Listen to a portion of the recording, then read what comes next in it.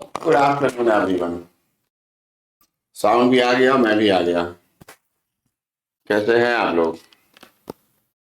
बढ़िया। अरे वाह, वेरी गुड। ओके, मैं बस ठीक नहीं हूं अभी भी। मेरी तो हालत खराब है, क्या किया जाए। हाँ। आह, चलो, गवर्नेंस कैसे ठीक करें? गवर्नेंस ठीक करो पढ़ के, और कैसे ठीक करोगे? रिवाइज करो, पढ़ो, रिवाइज करो, पढ़ो। हम्म करत करत अभ्यास थे, जड़ मति होत सुजान। तो अगर मति जड़ है तो भी तेज हो जाएगी। वैसे मैं मानता नहीं कि आपकी मति जड़ है, तो ऐसे ही अपने आप बेहतर हो जाएगा। हम्म अपने आप अच्छा हो जाएगा। रिवाइज करते रहिए, मस्त रहिए। चलिए, तो हम लोग अपने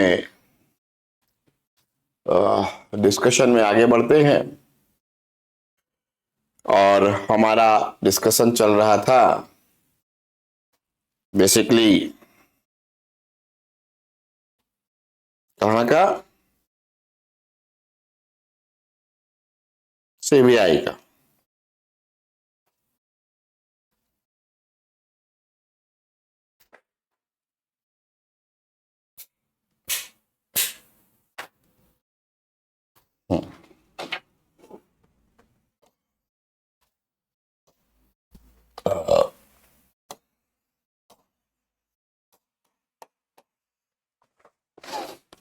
सीबीआई, इसमें हम लोगों ने कल बात की कि सीबीआई किस प्रकार के अपराधों की जांच करती है। और उसके बाद जो है,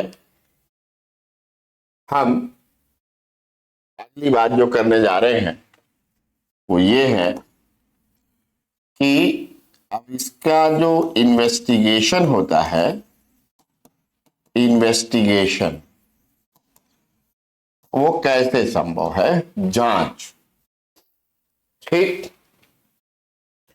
तो जांच के मामले में यहां पर सबसे पहले हुआ कि जो यूनियन टेरिटरीज है वहां पर सुओ मोटो है। शायद इसकी बात हम कल कर चुके हैं, लेकिन फिर से कर रहे हैं। ठीक,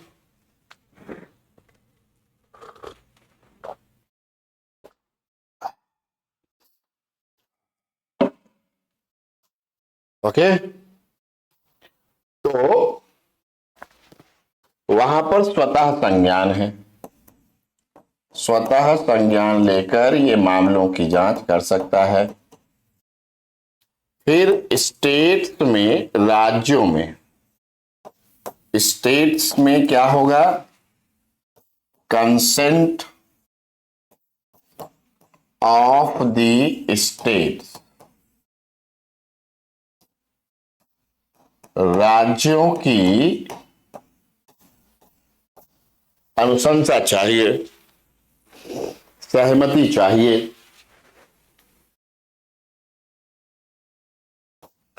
सहमति चाहिए,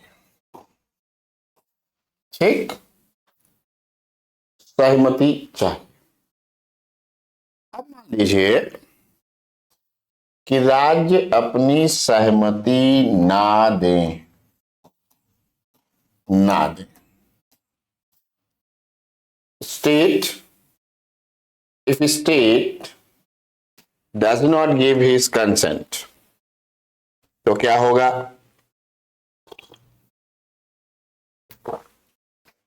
तो सिंपली ये हुआ कि जांच सीबीआई नहीं कर सकती। सीबीआई कैन नॉट इन्वेस्टिगेट, सामान्यतः, बट किंतु, किंतु बट किंतु अब यहां पर सीबीआई के पास ऐसे कौन से ऑप्शन हैं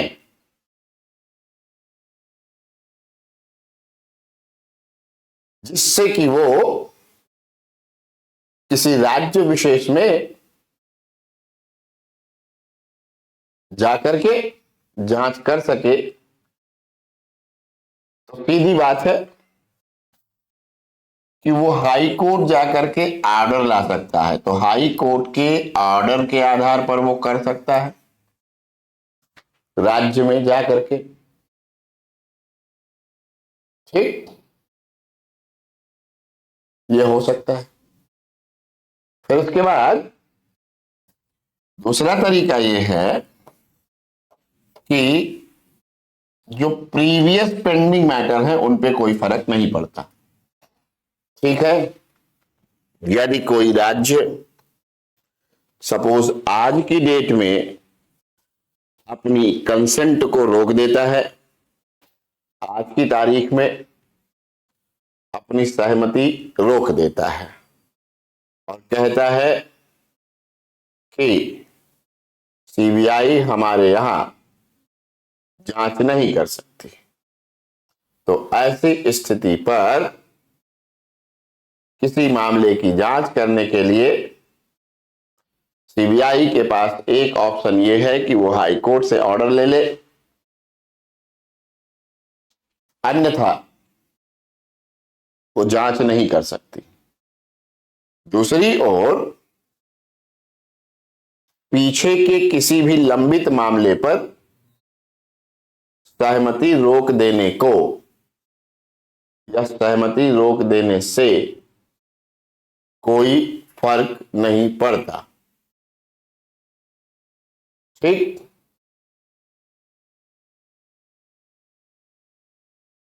बात तो समझ में आया। मान लो वर्ष 2021 का कोई मामला हो और फिर 2022 में उस राज्य ने अपने राज्य में, किसी राज्य ने अपने राज्य में रोक दिया, तो अब जो है उस पर प्रभाव नहीं पड़ता है। पुराने मामले जो लंबित हैं, सुप्रीम कोर्ट ने विनीत कुमार नाम का एक केस हुआ था, उसमें स्पष्ट कह दिया था कि राज्य की अनुमति रोकने के बावजूद भी लंबित मामलों की जांच पर कोई प्रभाव नहीं पड़ेगा। ठीक, ये बात आपको ध्यान में रखनी है। चलिए, अब इसके बाद जो है अगर आप देखोगे तो सीबीआई की जांच को लेकर के और कोई वैसा जो है मामला तो बनता नहीं है। भाई राज्यों में करेगा, यूनियन टेरिटरी में करेगा, बस इसके अलावा और कुछ नहीं। लेकिन अब जो है समस्या ये हुई कि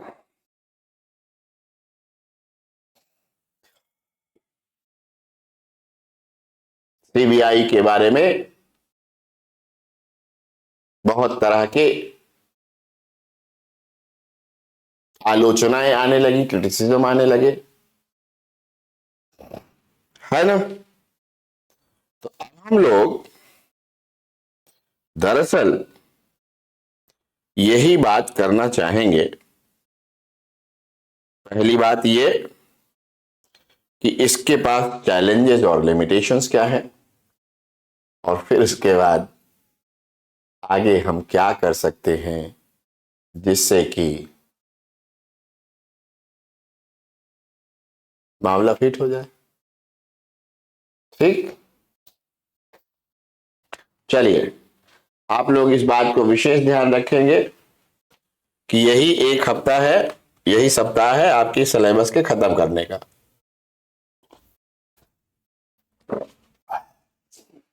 आज के बाद केवल 3 क्लास और है। ठीक, चलिए, तो चाहे पढ़ लीजिए और चाहे ऐसे आनंद लेते रहिए मैसेज लिख लिख करके। हाँ, कोई बात नहीं। तो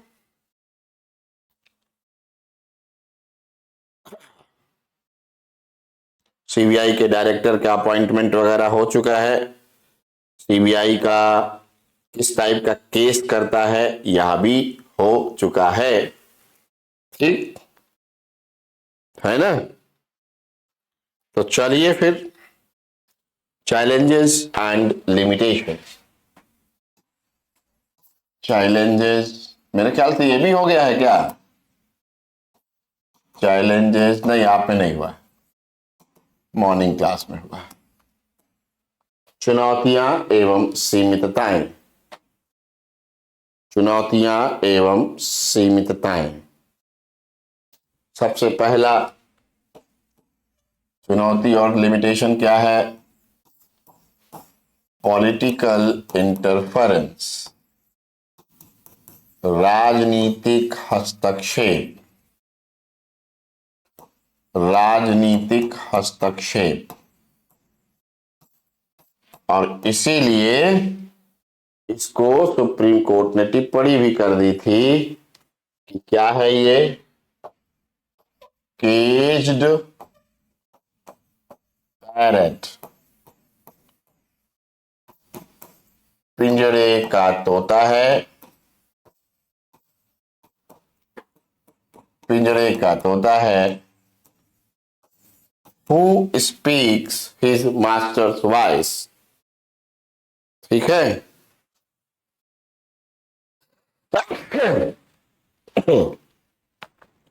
अरे राम हो,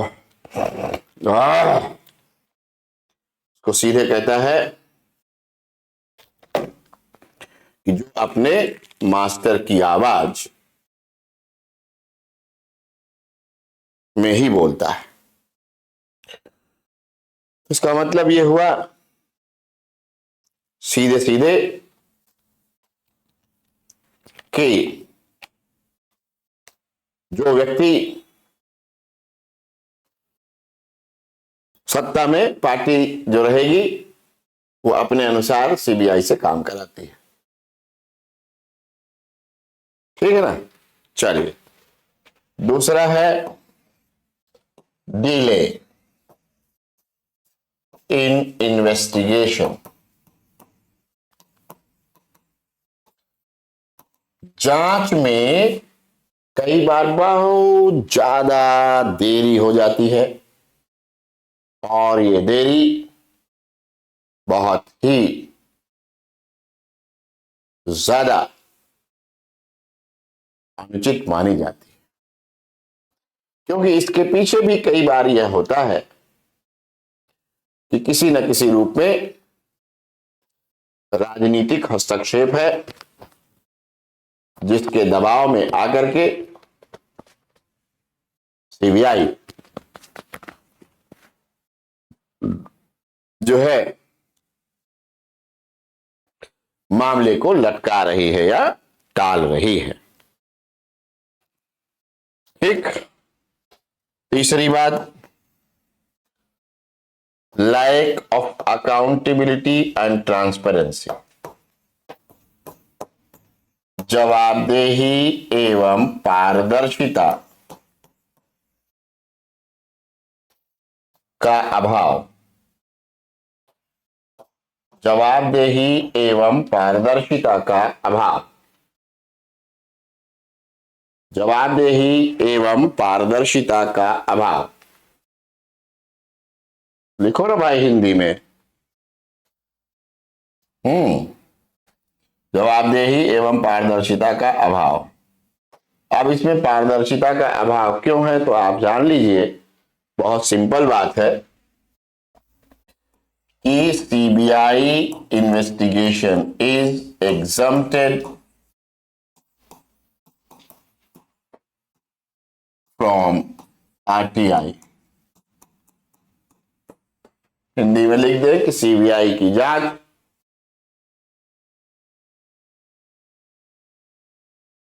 सीबीआई की जांच सूचना के अधिकार अधिनियम के दायरे में नहीं आती।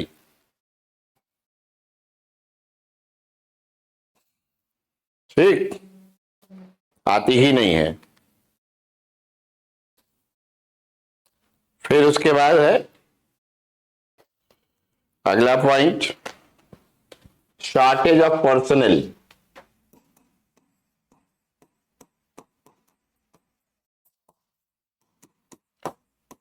कार्मिकों की कमी।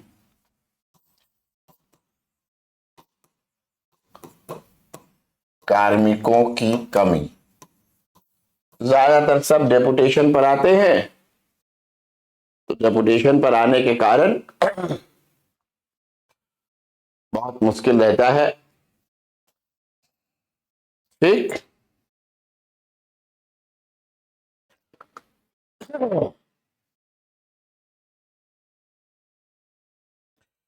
और फिर अंततः आप कह सकते हैं कि ये जो है एक ऐसी संस्था है या एजेंसी है जिसको शक्तियां भी सीमित मिली हुई हैं, लिमिटेड पावर्स, सीमित शक्तियां दी गई हैं। सीमित शक्तियों का मतलब क्या हुआ? तो सीमित शक्तियों का मतलब हुआ कि राज्य के मामले में किसी राज्य में जाकर किसी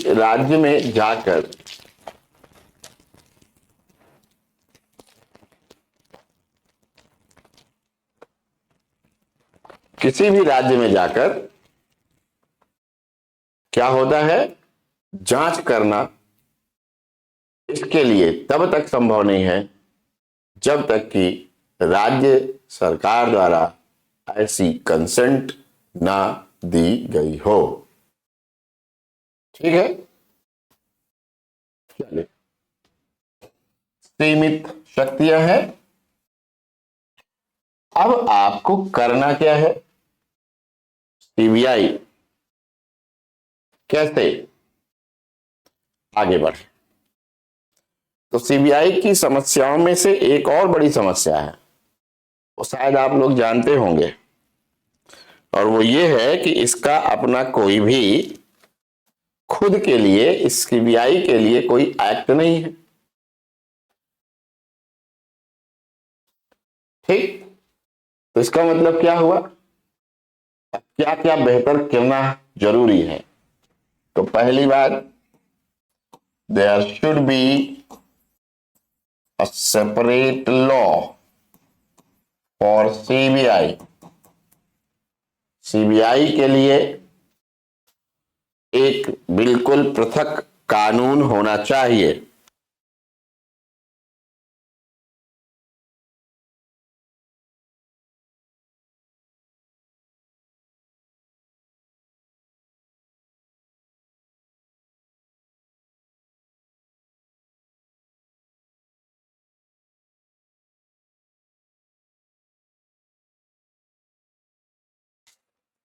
हाँ, तो इसके लिए क्या होना चाहिए? सेपरेट एक्ट होना चाहिए, बिल्कुल सेपरेट एक्ट। और इसका सेपरेट एक्ट होना चाहिए, ऐसा केवल मैं नहीं कह रहा, ऐसा जो है सेकेंड एआरसी ने भी कहा था। ठीक, it was recommended by second ARC also.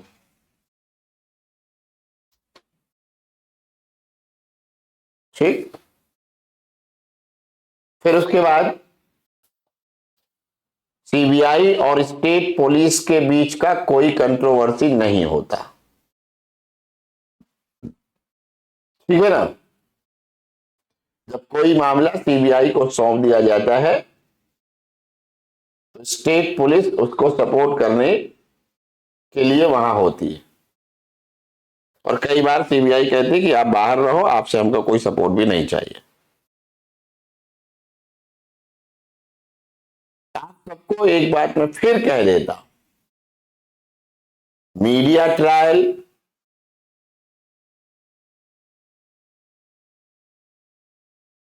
WhatsApp university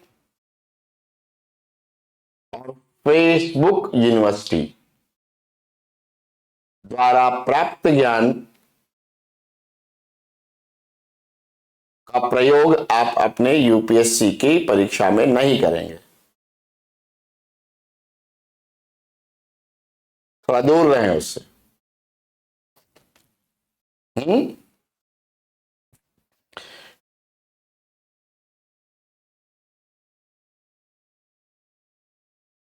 है ना।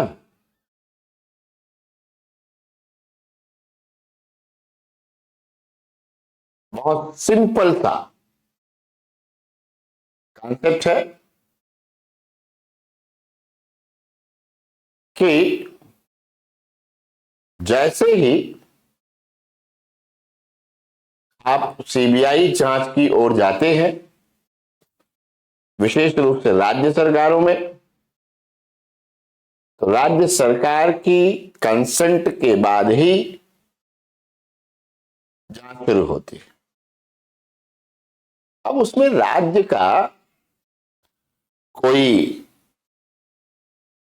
नेता मंत्री फंस रहा है तो अपने राज्य की पुलिस को थोड़ा बहुत गुमराह करने के लिए लगा सकता है, बाकी कोई ऐसी कंट्रोवर्सी कागज पे नहीं है, रियलिटी में नहीं है। ठीक, चलिए दूसरा, 7th शेड्यूल के अनुसार इसको अधिक शक्तियां भी देनी चाहिए। 7वीं अनुसूची के आधार पर इसकी शक्तियों को विस्तारित किया जाना चाहिए और कुछ इस तरह से विस्तारित करना चाहिए कि ये एक फेडरल इन्वेस्टिगेशन एजेंसी जैसी बन सके, यह संघीय, जिससे कि यह संघीय जांच अभिकरण बन सके। ठीक, दूसरी बात, राज्य सरकारों को केंद्र सरकार के अंतर्गत, केंद्र सरकार के बहुत सारे विभाग सब राज्यों में हैं, तो राज्यों में केंद्र सरकार के लोग जो केंद्र सरकार के अंतर्गत जो काम कर रहे हैं केंद्र सरकार के विभागों में, यदि उनके भ्रष्टाचार या दुर्व्यवहार आदि का मामला हो तो उसमें राज्य सरकारों की अनुमति वाले प्रावधान को हटाना चाहिए। मतलब समझे, union government and officials matters should not be subjected to the consent of state government।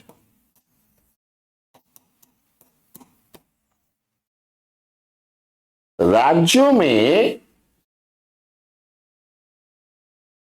केंद्रीय सरकार के विभागों के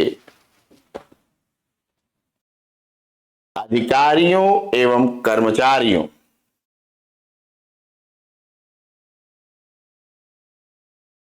के मामले में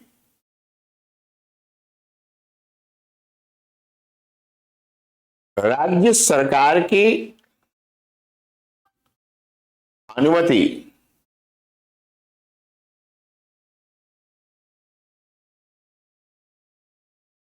का प्रावधान नहीं होना चाहिए, क्योंकि ये सीधे सीधे सेंट्रल गवर्नमेंट का मामला है, सेंट्रल एजेंसी है, सीधे जांच कर ले। ठीक। अब इसके अलावा जो कुछ भी आपको इसमें मिलेगा सीबीआई में, चाहे वो क्वेश्चन हो चाहे कुछ और हो, सब का आंसर आप लिख चुके हैं। जितनी बातें हमने कराई हैं सारे आंसर हो जाएंगे।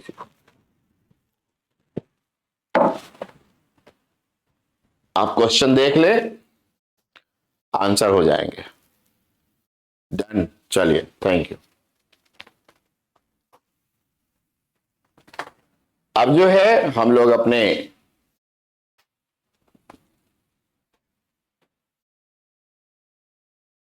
अगले पड़ाव पर जा रहे हैं, और हमारा अगला पड़ाव है ट्रांसपेरेंसी, पारदर्शिता।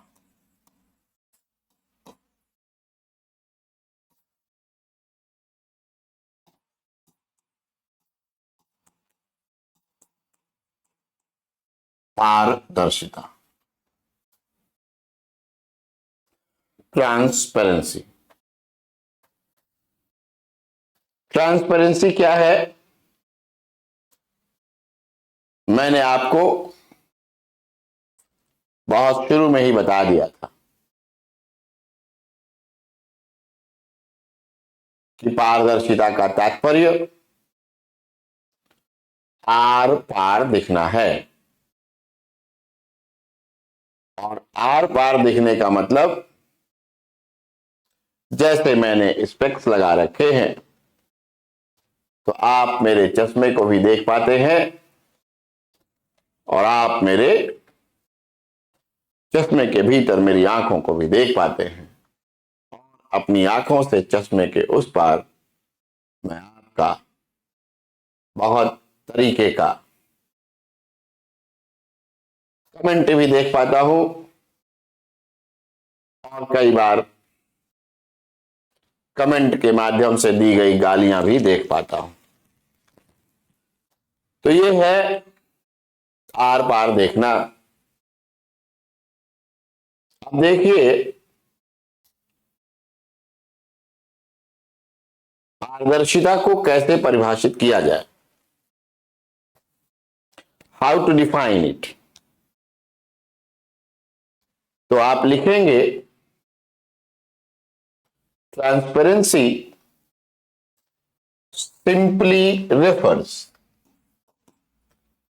simply refers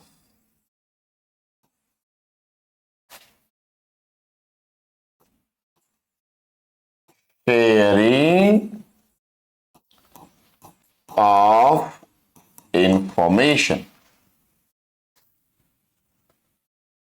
हिंदी में लिखें कि पारदर्शिता का सामान्य अर्थ,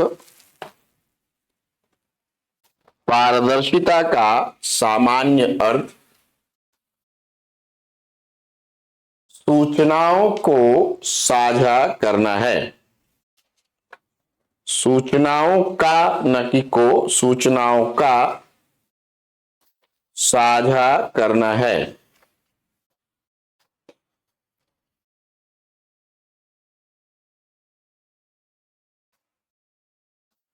इन अदर वर्ड्स, दूसरे शब्दों में, in other words,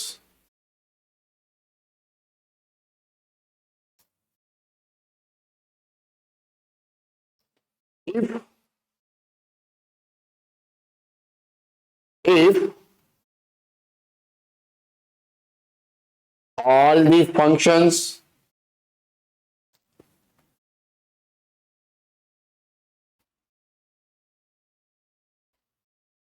and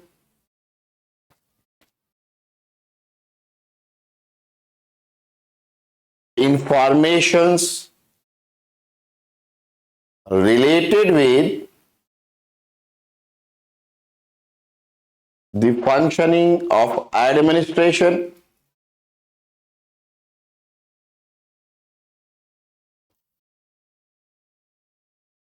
functioning of administration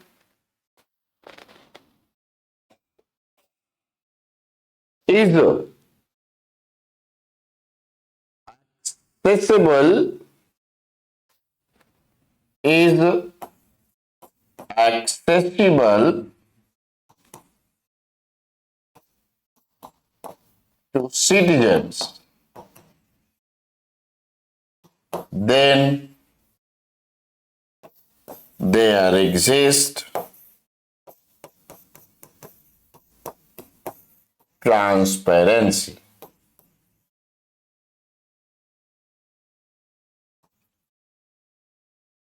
यदि दूसरे शब्दों में हिंदी में लिखेंगे, दूसरे शब्दों में यदि सरकार के कार्यों तथा सरकार के कार्यों तथा अन्य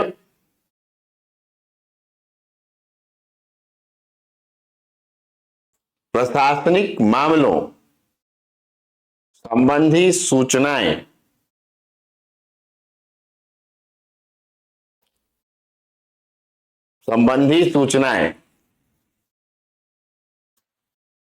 नागरिकों को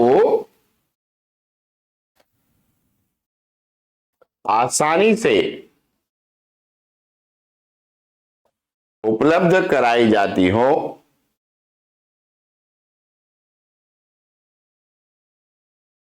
तभी गवर्नेंस में पारदर्शिता होती है।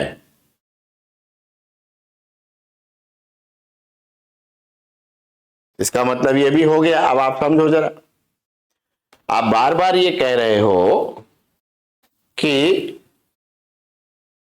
पारदर्शिता वो है जहां हम जैसे नागरिकों को सूचना उपलब्ध हो जा रही हो। फिर दूसरी तरफ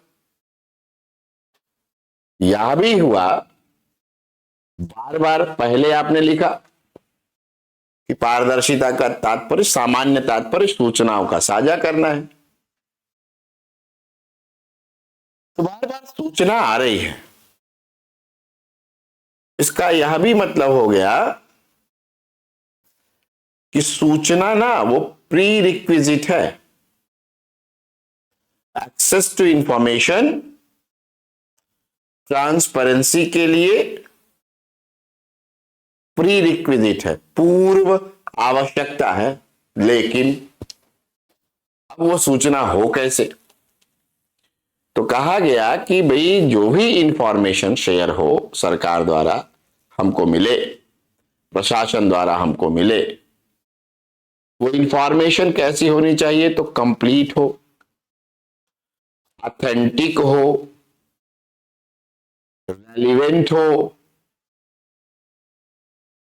अन्यथा उस सूचना से, इररेलेवेंट सूचना से या बाकी अपूर्ण सूचना से के मिल जाने से पारदर्शिता होती नहीं। तो आगे लिखें,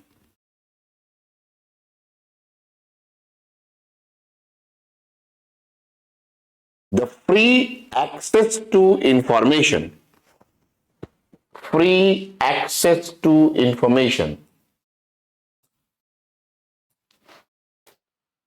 is prerequisite, is prerequisite of transparency. पारदर्शिता हेतु सूचना तक सूचनाओं तक स्वतंत्र पहुंच एक पूर्व आवश्यकता है। एक पूर्व आवश्यकता है।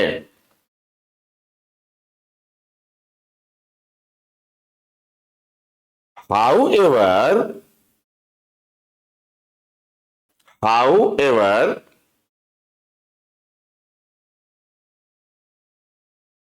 the informations must be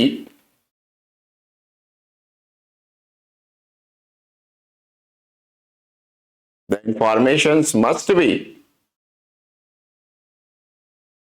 relevant, authentic, relevant, authentic, accurate, and complete. तथापि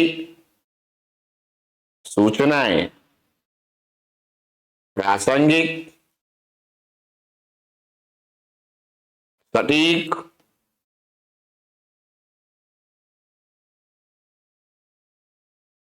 तथा पूर्ण होनी चाहिए। तथा पूर्ण होनी चाहिए।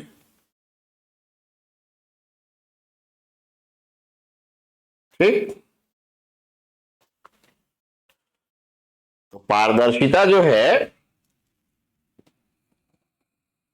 बड़ी जरूरी है साहब।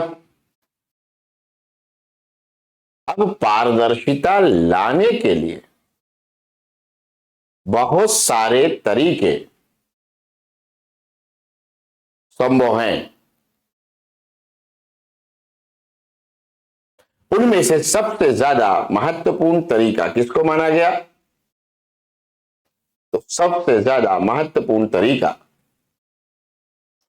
माना गया ई गवर्नेंस को। तो पारदर्शिता लाने के लिए ई गवर्नेंस की जरूरत पड़ती है। तो अगला टॉपिक आपका हुआ ई गवर्नेंस।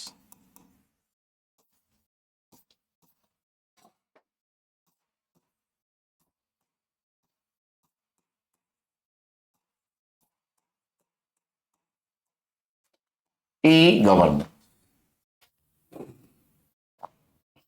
ई गवर्नेंस का सिंपल मतलब क्या हुआ? Simply refers electronic governance. लिखते चलेंगे। ई गवर्नेंस का सामान्य अर्थ इलेक्ट्रॉनिक गवर्नेंस है।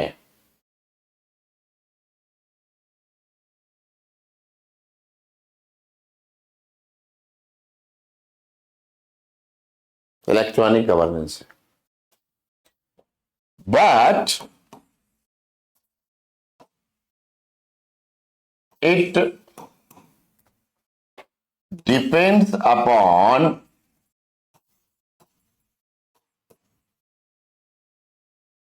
not only the electronic devices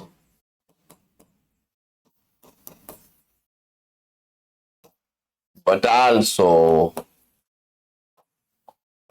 ICT।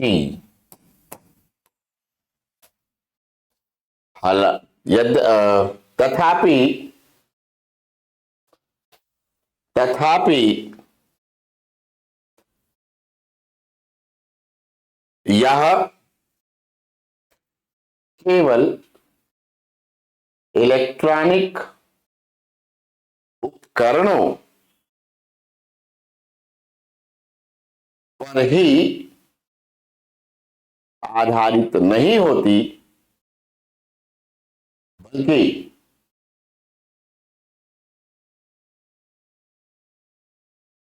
बल्कि तथापि यह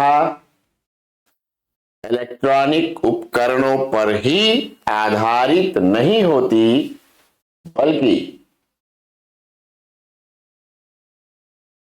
सूचना एवं संचार प्रौद्योगिकी, सूचना एवं संचार प्रौद्योगिकी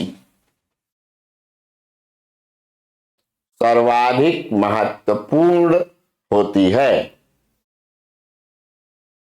सर्वाधिक महत्वपूर्ण होती है। यानी कि सूचना और संचार प्रौद्योगिकी अगर आपके पास ना हो तो ये जो इंटरनेट, मेल भेजने का, या जो हम लोग अभी ये पढ़ रहे हैं ऑनलाइन, अगर ये तमाम जो सुविधाएं ना होती तो आप फिर ई गवर्नेंस के बारे में केवल सपने देख सकते थे। कंप्यूटर लगा देने से ई गवर्नेंस नहीं हो सकता।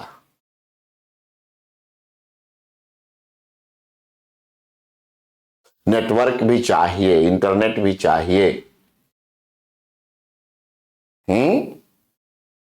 तो इसलिए जो है ये आईसीटी हुआ।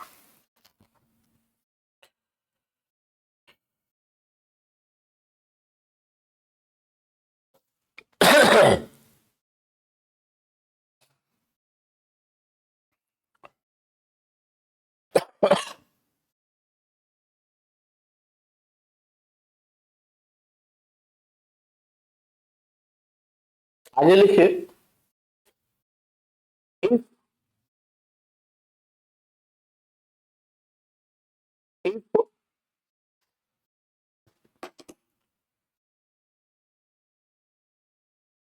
the government institutions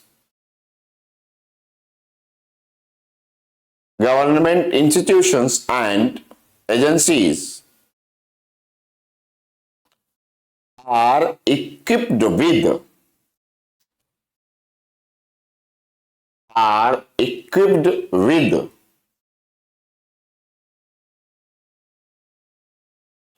the electronic devices, equipped with the electronic devices and ICT, electronic devices and ICT, then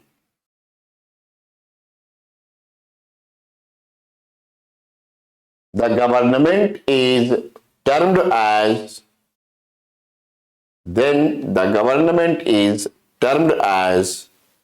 e-government. Then the government is termed as e-government. Hindi वाले लिखें, यदि सरकारी संस्थाओं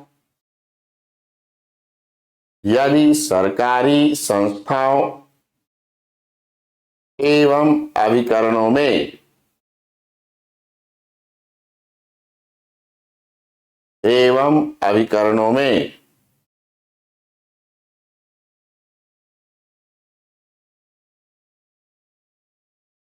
इलेक्ट्रॉनिक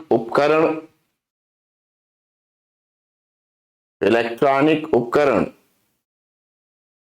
तथा सूचना एवं संचार प्रौद्योगिकी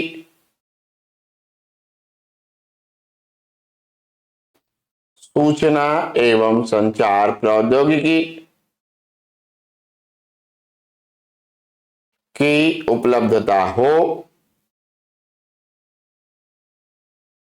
तो उसे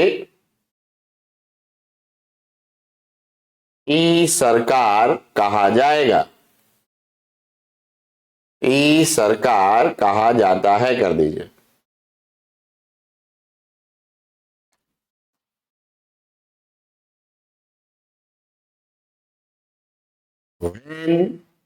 आगे बढ़ेंगे। When the e-government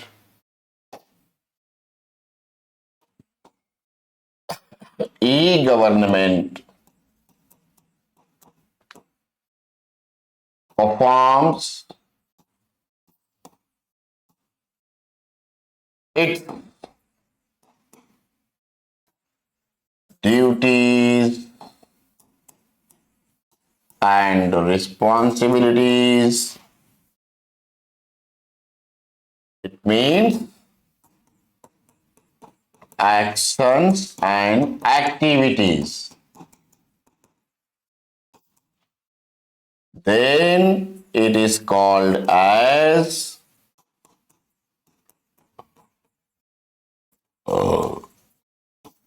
e-governance.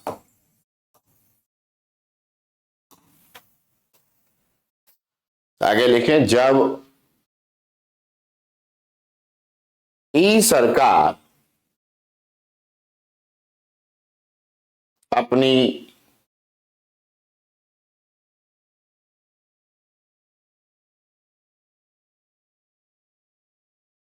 ई सरकार अपने कर्तव्यों एवं उत्तरदायित्वों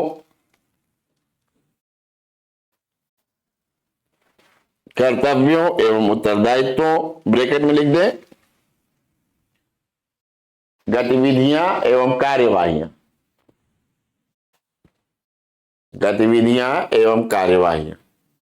ब्रैकेट बंद।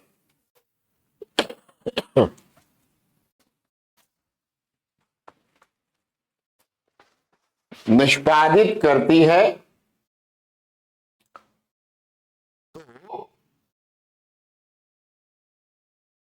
उसे ई गवर्नेंस कहा जाता है।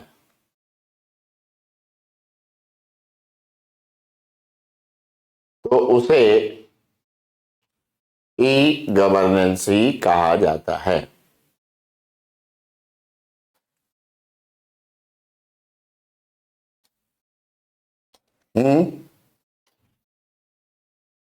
चलिए पैराग्राफ चेंज करेंगे। E governance is considered as a best tool to achieve good governance.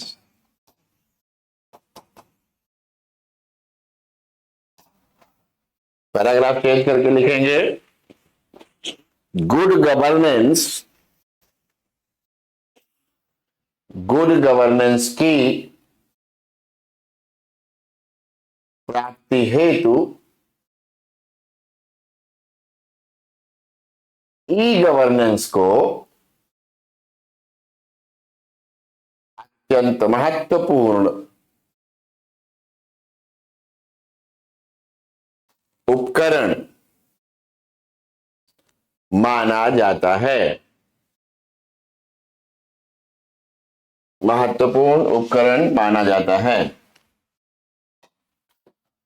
As e-governance makes the governance as Manoj Jaiswal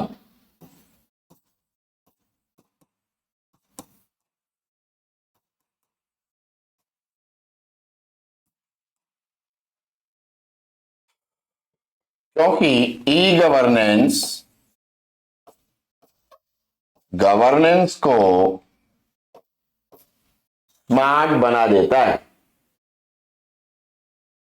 governance को स्मार्ट बना देता है। एस फॉर सिंपल, सरल, मोरल, नैतिक, अकाउंटेबल, जवाबदेह,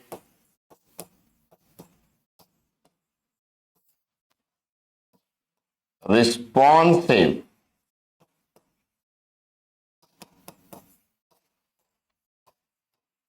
अनुक्रियाशील,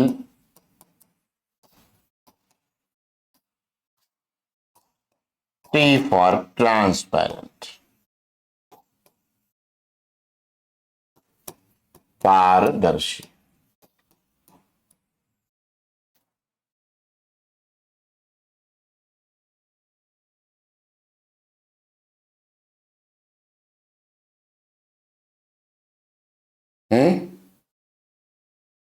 ये हो गया आपका e governance makes the governance smart.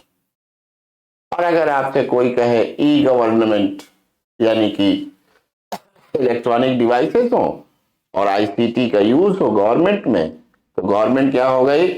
Smart government हो गई।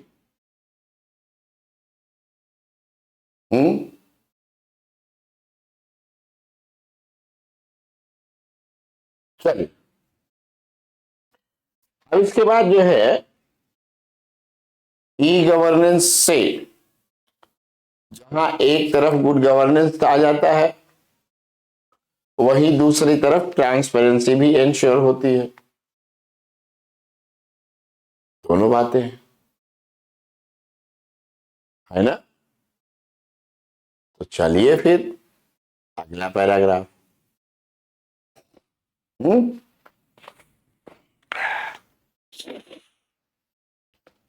टू अचीव ट्रांसपेरेंसी, ये कौन है जिसको समझाने में दिक्कत आ रही है? पन्नालाल राजभर। कान, आंख, दिमाग, नाक सब खोल के बैठो। जिस तरह से मैं समझा रहा हूं और जिस तरह से लिखवा रहा हूं, इतना आसान कोई क्लास हो नहीं सकती, समझे? हाँ, लेकिन उसको कतई नहीं समझ आएगी, उसको कतई नहीं समझ आएगी जो सोच ये रहा होगा कि मनोज जायसवाल सर ने पहली क्लास में जो गवर्नेंस गवर्नमेंट और दूसरी क्लास में बताया था वो फिर से बताएं। ये संभव नहीं है। जो बातें मैं बोल चुका हूं वो दोबारा नहीं बोलने वाला। यहां तुम 1,00,000 बार लिखते रहो कि मैं लिखवाता हूं कि समझाता हूं कि क्या करता हूं, फर्क नहीं पड़ता। लेकिन बाकी सारा स्टूडेंट जान रहा है कि सर ने क्या, किस समय, कैसे समझाया है। ठीक, सब जान रहे हैं, इसीलिए सब मजे में है, सब मस्त है। एक दो लोग बेचारे परेशान हैं। क्यों? पढ़ना लिखना है नहीं। वो तो सुबह उठते ही कसम खा के बैठते हैं, पढ़ना नहीं है चाहे जो हो जाए। हमारे मेजॉरिटी नहीं, 99.9% स्टूडेंट्स किस आनंद में होंगे गवर्नेंस को लेकर के, ये मैं जानता हूं। मुझे पता है। अब ये तो नहीं ठीक है, लेकिन चलो, तो टाइम लगेगा तबीयत को रिकॉर्ड होने, ठीक, रिकवर होने में। 1 मिनट।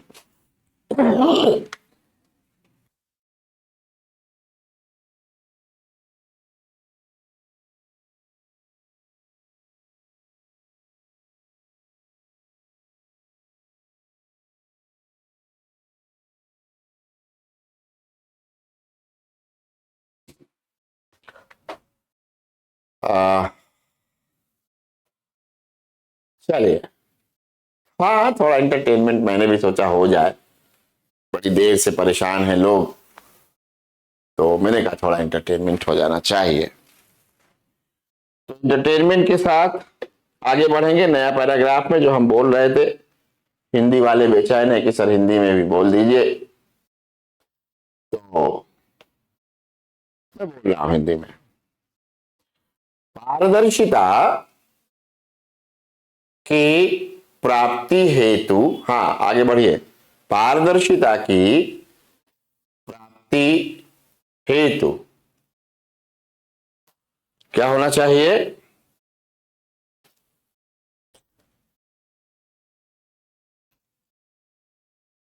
पार्टिसिपेशन हिंदी में लिखना है, प्राप्ति हेतु नागरिक भागीदारी एवं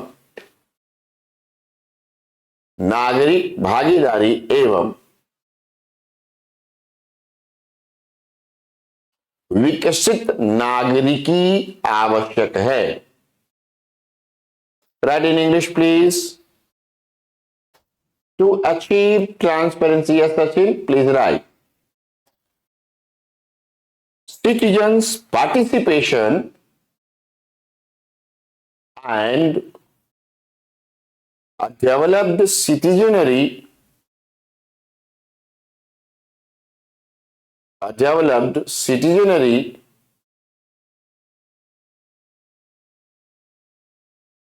is required. अब ये सिटीजनरी क्या होता है? सिटीजनरी, सिटीजन तो हुआ, सिटीजनरी हिंदी में इसको कहते हैं नागरिकी। उसका मतलब होता है ऐसा नागरिक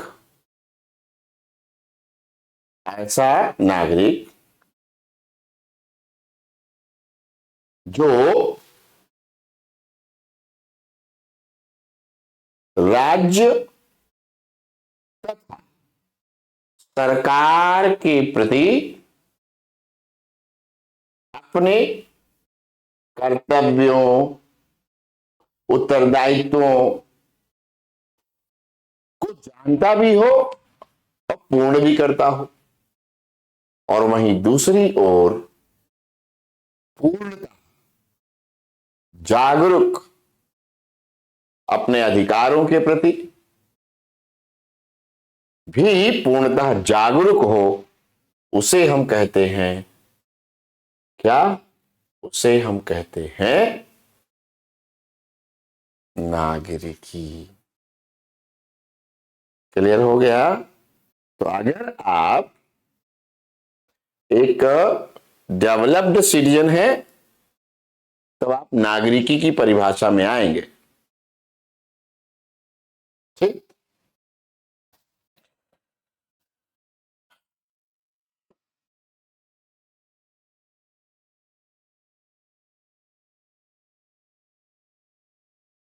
आगे लिखिए therefore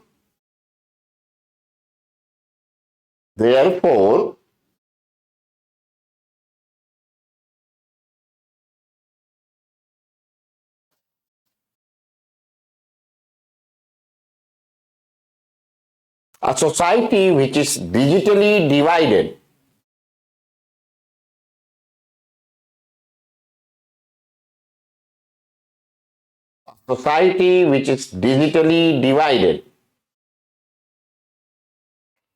cannot become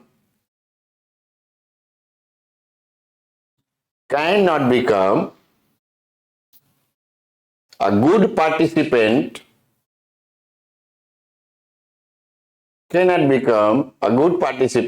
in the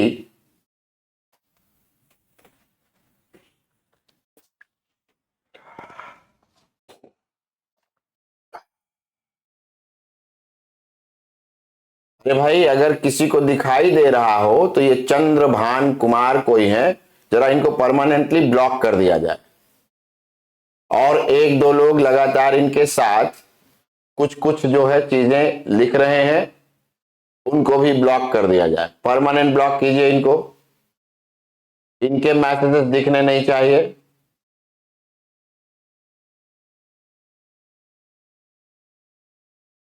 ठीक है, बंद करिए इनका मैसेज।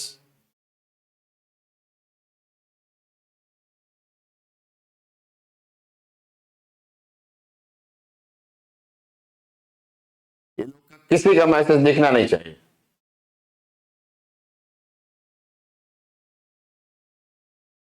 ठीक है, चलिए, ये जो लोग एक दूसरे को बहुत ज्यादा बदतमीजी से आपस में पेश आ रहे हैं, इन सबको ब्लॉक करिए, परमानेंट ब्लॉक करिए। इनका नाम नहीं दिखना चाहिए प्लीज। चलिए,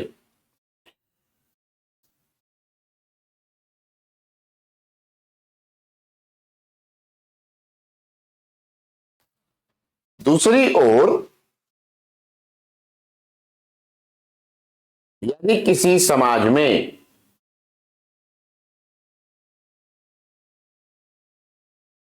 डिजिटली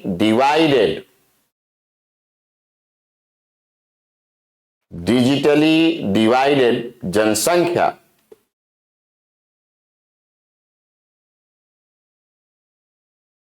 बहुत ज्यादा हो तो वह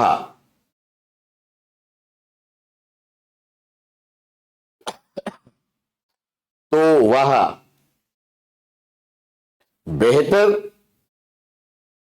भागीदारी नहीं कर सकती, बेहतर भागीदारी नहीं कर सकती।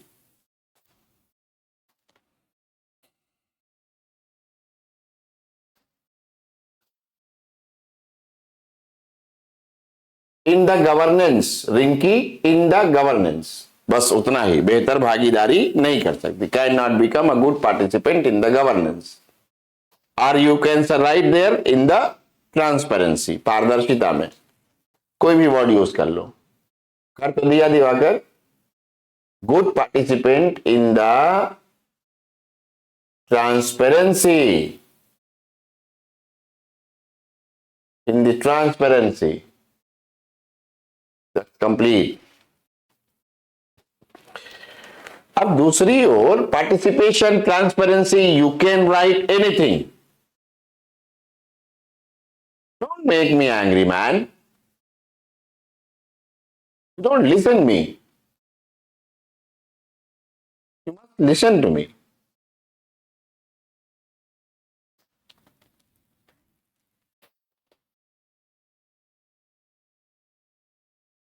और ये लोग भी जो है ना, जो ठीक से अभी नई क्लास में बिहेव कर रहे हैं, इनको भी बंद करो जरा, मुझे नहीं चाहिए किसी का मैसेज देखना। बंद करो सबके मैसेजेस, जो भी बदतमीजी कर रहे हैं क्लास में।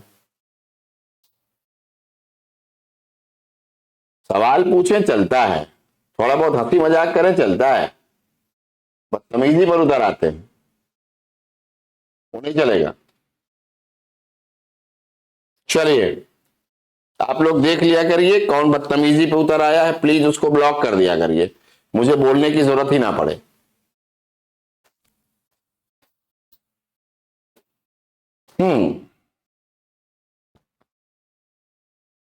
दूसरी बात यह है कि अगर जो है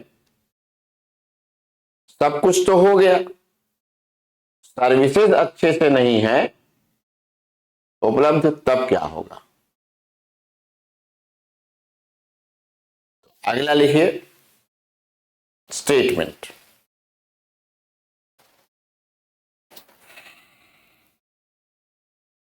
for the successfulness of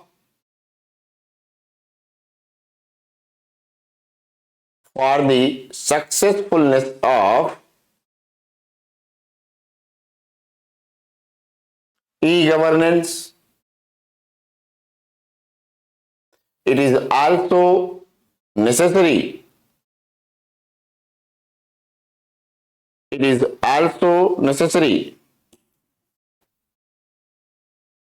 that the goods and services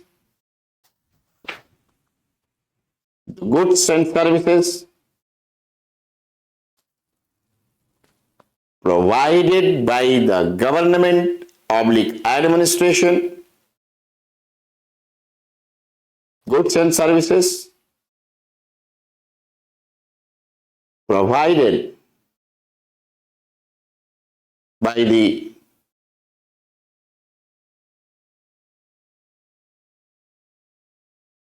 government and administration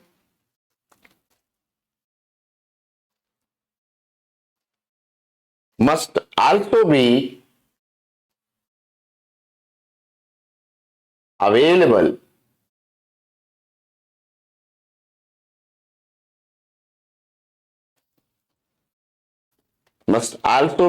available easily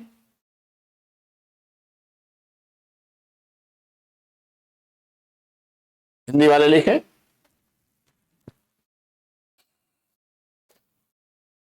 easily, अच्छा इजिली के साथ लिखें, easily and online, easily and online.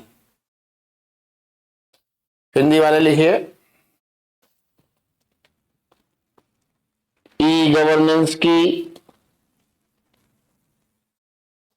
सफलता हेतु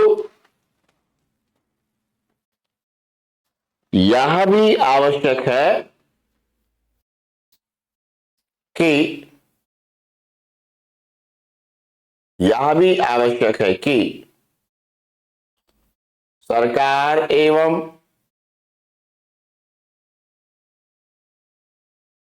प्रशासन द्वारा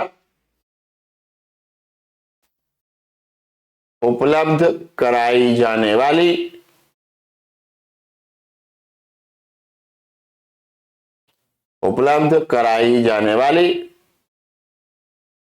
सेवाएं सुगमतापूर्वक ऑनलाइन उपलब्ध हो।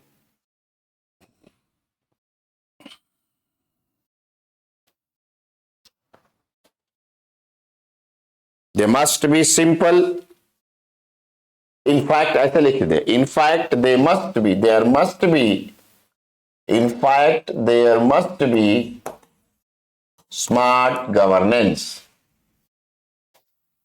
वस्तुतः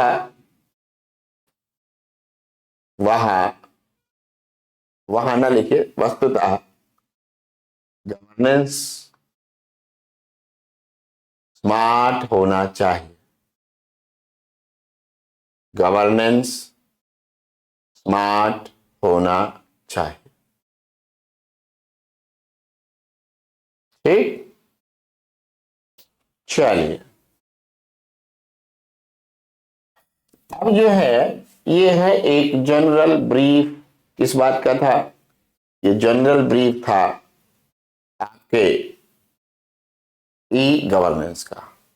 डिजिटल डिवाइड का मतलब होता है ऐसे लोग जिन्हें कंप्यूटर वगैरह डिजिटल उपकरण चलाना नहीं आता।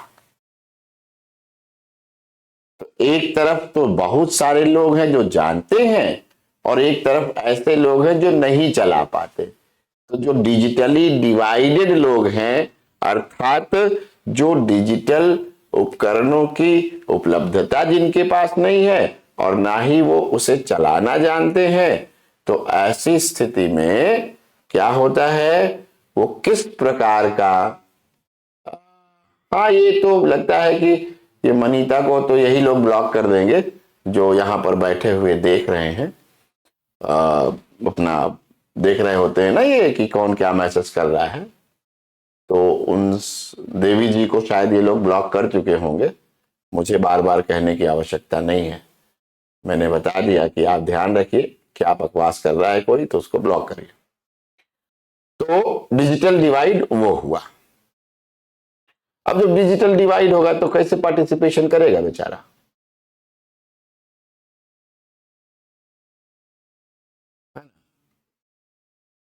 कैसे करेगा, नहीं कर सकता। कोई सर्विस डिजिटली अवेलेबल है उसको अवेल ही नहीं कर पाएगा, है ना। से वो गांव में बहुत सारे लोग हैं अभी, पुराने लोग, चलिए मेरी मां खुद ही नहीं कर पाती, मेरी मां नहीं कर पाती, तो नहीं पता।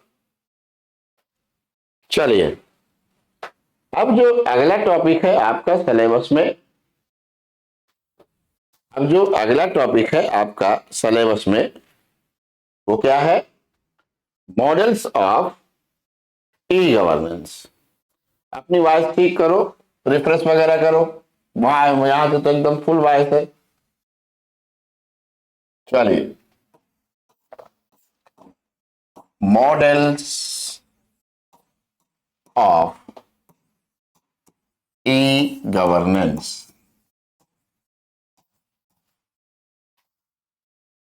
E governance. Okay, e governance के मॉडल। अब देखिए, आप लोग अक्सर जो मॉडल सुनते हैं केवल उतना ही नहीं है, पहली बात। दूसरी बात, ई गवर्नेंस का जो मॉडल है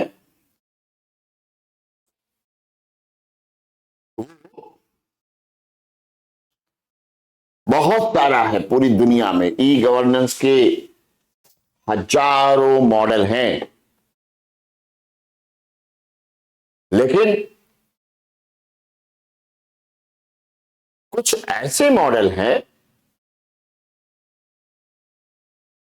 जो डेवलपिंग कंट्रीज के लिए रेलिवेंट है। उनमें से प्रमुख मॉडल्स को हम लोग यहां करेंगे, और ऐसे प्रमुख मॉडल केवल 5 हैं। तो मॉडल्स ऑफ ई गवर्नेंस केवल 5 महत्वपूर्ण मॉडल है, जिनमें से पहला मॉडल है ब्रॉडकास्टिंग मॉडल। ब्रॉडकास्टिंग मॉडल, अथवा इसे कहा जाता है इंफॉर्मेशन डिसमिनेशन मॉडल। इसको हिंदी में लिखेंगे ब्रॉडकास्टिंग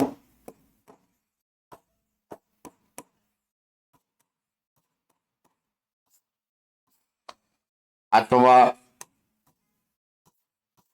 सूचना वितरण मॉडल।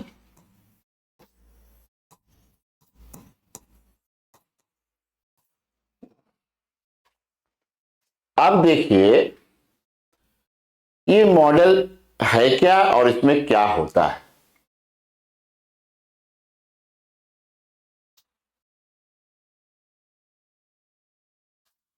क्या होता है, तो आप सुने भी होंगे ब्रॉडकास्टिंग का नाम कि अच्छा ये ब्रॉडकास्ट हो रहा है। ठीक, ब्रॉडकास्ट होता है ना। कहां ब्रॉडकास्ट होता है? तो आप सुनते हो कि रेडियो पे ब्रॉडकास्ट हो रहा है, टीवी पे ब्रॉडकास्टिंग चल रही है ना। तो इसका मतलब ये हुआ कि भैया इस मॉडल के आधार पर सरकार क्या करती है या सरकारी एजेंसियां क्या करती है, जो कुछ भी, ध्यान से समझना, हाँ बिल्कुल ठीक बात है, ध्यान से समझ लेना, फिर अभी मैं लिखवाऊंगा इसको, कि जो जो जहां जहां भी सूचना है सरकार के पास, और सरकार उन सूचनाओं को हम तक, आप तक पहुंचाना चाहती है, तो उसको दूरदर्शन के माध्यम से, रेडियो के माध्यम से ब्रॉडकास्ट करके, टेलीविजन के माध्यम से तो टेलीकास्ट हो जाता है और रेडियो के माध्यम से ब्रॉडकास्ट होता था, लेकिन बात वही है, अब टेलीकास्ट भी इसमें मान सकते हैं आप। ठीक, ब्रॉडकास्टिंग भी आता है टीवी पर भी लिख करके। तो क्या हुआ, सरकार ने वो सूचना जनता के डोमेन में डाल दी, जो सूचना उसके पास थी, लेकिन उसको लगता था या उसको लगता है कि यह सूचना अगर जनता को मिलेगी तो जनता अधिक जागरूक होगी, और जनता जब जागरूक हो जाएगी तो जागरूक जनता जो है वह अपने अधिकारों के संदर्भ में भी जागरूक होगी, तो वहीं दूसरी ओर अपने कर्तव्यों और उत्तरदायित्वों का निर्वहन भी अच्छी तरीके से करेगी।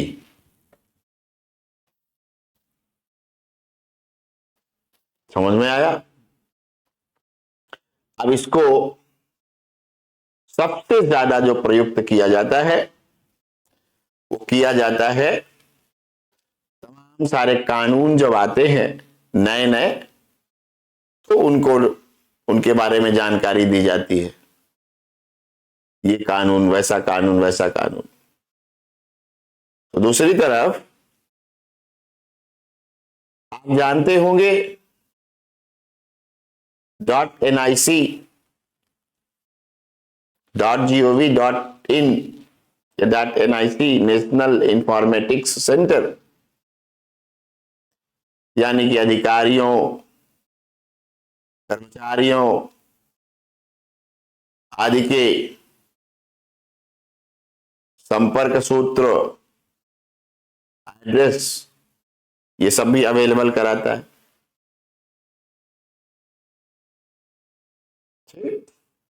और कई बार तो ऐसे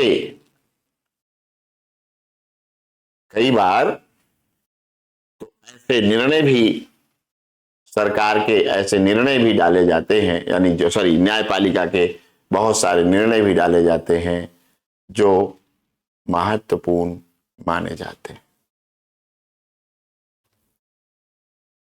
लेकिन ये मॉडल बहुत अच्छा नहीं हो सकता है अगर सरकार सूचनाओं को फ्रीली सब तक पहुंचने ना दे,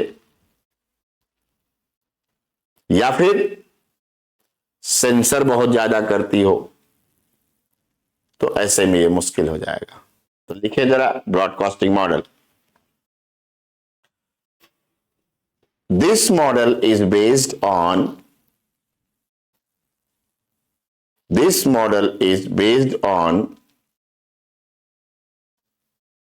the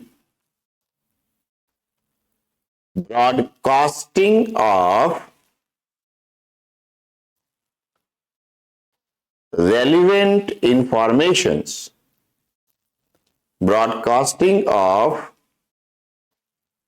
relevant informations, to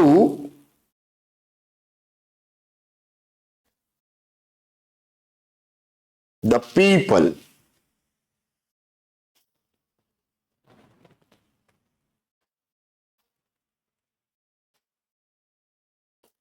यह मॉडल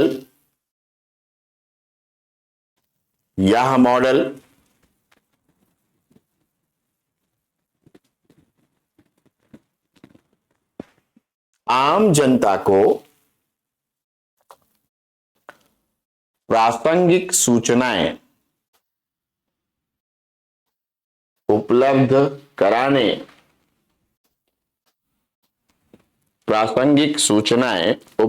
कराने पर आधारित है।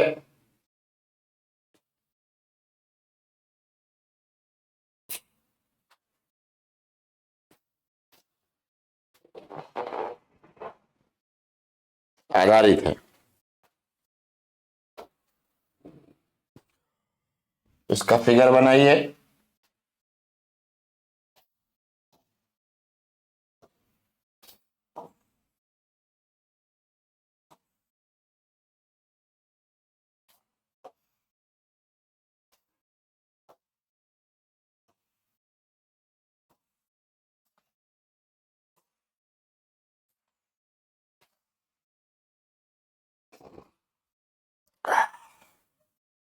यह है सरकार,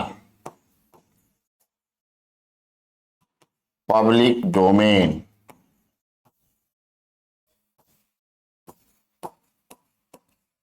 सरकारी डोमेन।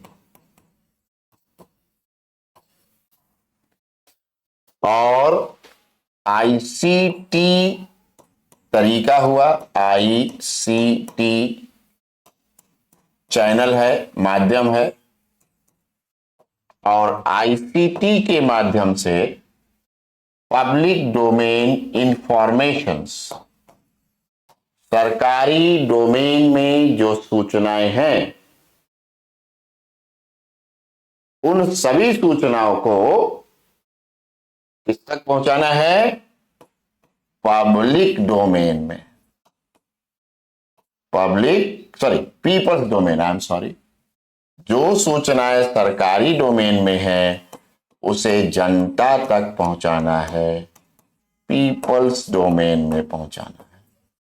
और पीपल्स डोमेन में कैसे पहुंचाया जा रहा है? जनता के डोमेन में कैसे पहुंचाया जा रहा है? सूचना एवं संचार प्रौद्योगिकी के माध्यम से। ओके, चलिए ये फिगर बना लीजिए आप जल्दी से, तो हम लोग फिर और आगे बढ़ते हैं।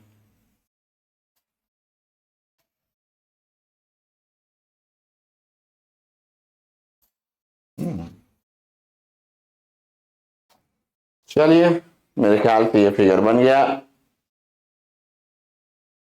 आगे लिखिए, दिस मॉडल, न्यू लाइन में लिखें। अच्छा, इस फिगर के नाम लिख दीजिएगा, ब्रॉडकास्टिंग मॉडल, नहीं तो पता चला फिगर बना दिया कुछ लिखा ही नहीं। ब्रॉडकास्टिंग मॉडल, नमिता जी ये ब्रॉडकास्टिंग हो रही है, इस फिगर से केवल ये स्पष्ट हो रहा है कि ब्रॉडकास्टिंग हो रही है। ठीक, यहां सूचना थी, इस सूचना को जनता के बीच फैला दिया। ये सर्कल किसका है? सर्कल है सरकारी, सरकारी सूचनाएं जनता में फैल गई। लिखिएगा, this model is based on the logic that,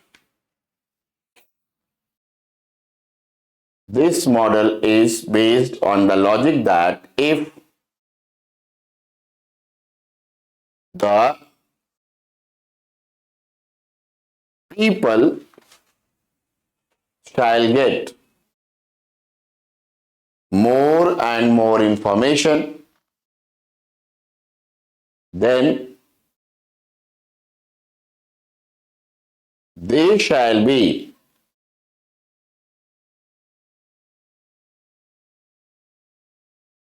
empowered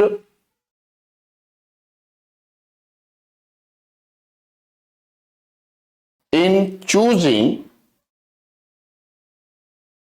and exercising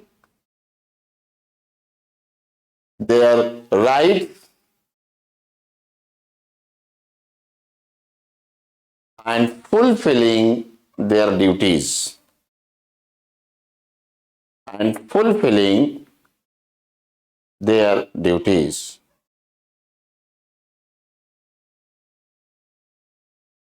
Okay?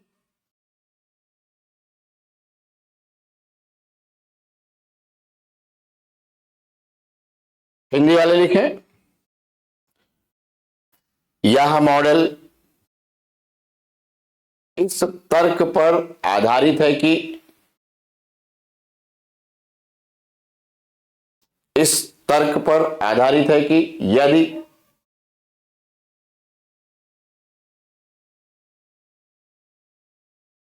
यदि आम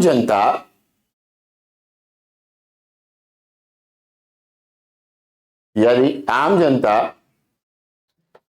तो ज्यादा से ज्यादा सूचनाएं प्राप्त करेगी तो वह अपने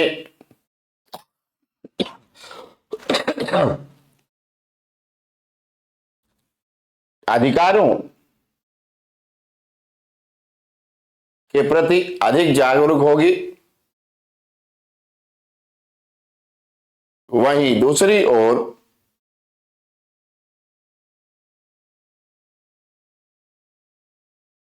अपने कर्तव्यों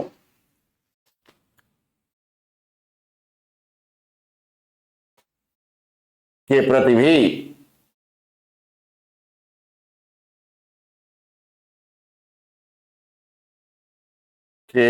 भी जागरूक होगी।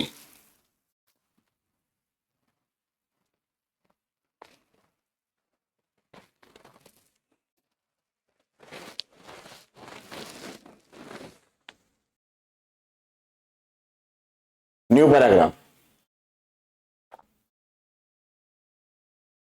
This model is applied in the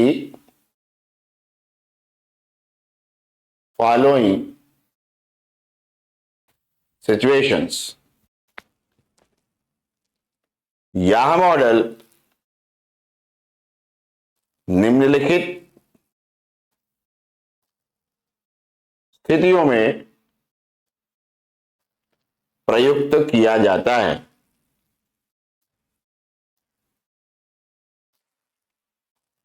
पहला, इन प्रोवाइडिंग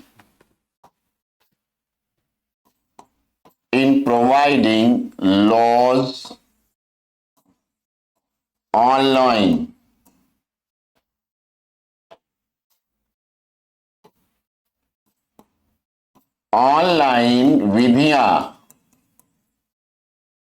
ऑनलाइन विधियां उपलब्ध कराना, विधियों को ऑनलाइन उपलब्ध कराना भी लिख सकते हैं।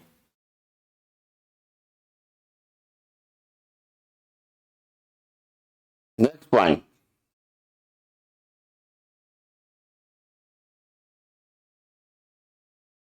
providing the name of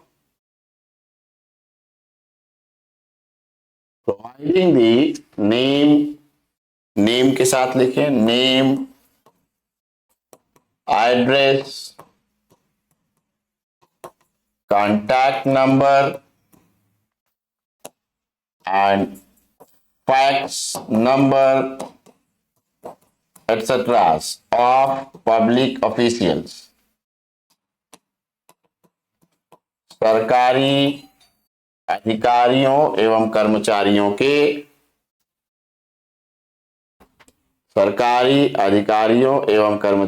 के नाम, पते, संपर्क संख्या, फैक्स नंबर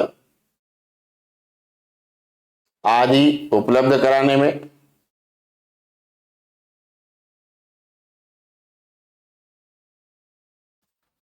नेक्स्ट,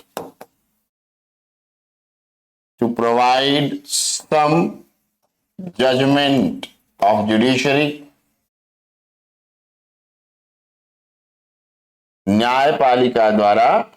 न्यायपालिका के कुछ निर्णय उपलब्ध कराने में,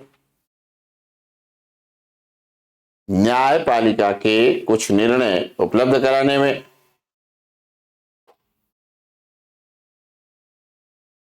last but not least, in providing government budget, expenditure and performance, सरकार के बजट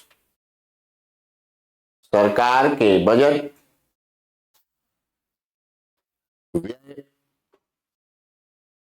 तथा निष्पादन ऑनलाइन उपलब्ध कराने में।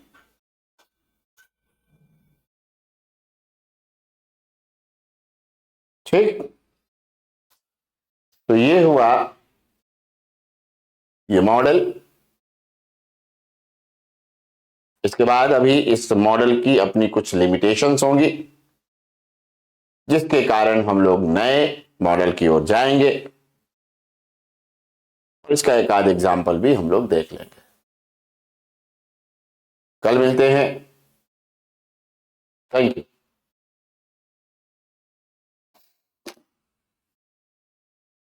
Thank you very much.